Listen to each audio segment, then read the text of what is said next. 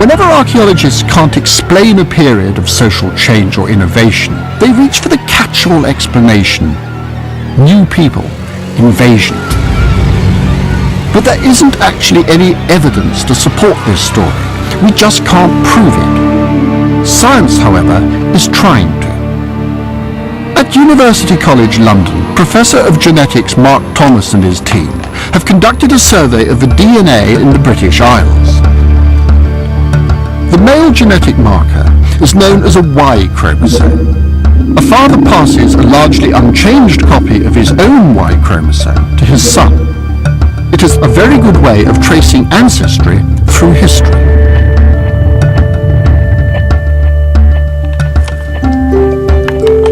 By comparing Y chromosome information from different populations, Mark has tried to establish how closely the populations are related. He discovered that there was an unusually high similarity between DNA from Britain and parts of Holland. Within England, all the towns look very similar but different to the Welsh towns.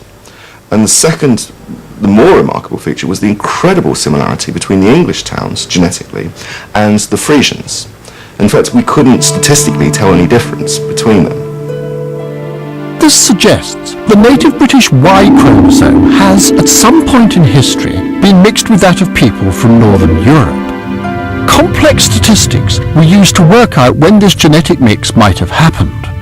We conclude we would need the mass migration in the last 2,500 years that was 100% replacement, or if it was less, it would have to have been more recently. And if we assume that that mass migration was the Anglo-Saxon mass migration, then we estimate that that replacement must have been between 50 and 100%. The sheer completeness of this population change really does conflict with the archaeological evidence. 3 million people shoved out. Well, they don't show that. Now, we can't say anything about what the process was.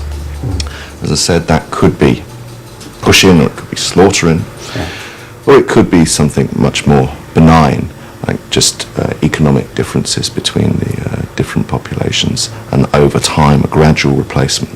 We can't really say how it happened. But another team of geneticists in the same department of Mark have conducted a similar survey and come up with very different results. They conclude that the native British Y chromosome has not been largely replaced in southern and eastern England. Furthermore, they stated that it's not possible to distinguish between the genetic influence of the Anglo-Saxons and that of the Vikings, who definitely did invade Britain in the 8th and 9th centuries.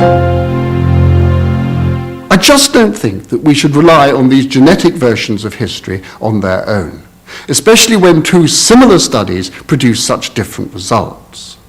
I'm also pretty suspicious of simple explanations in complex times.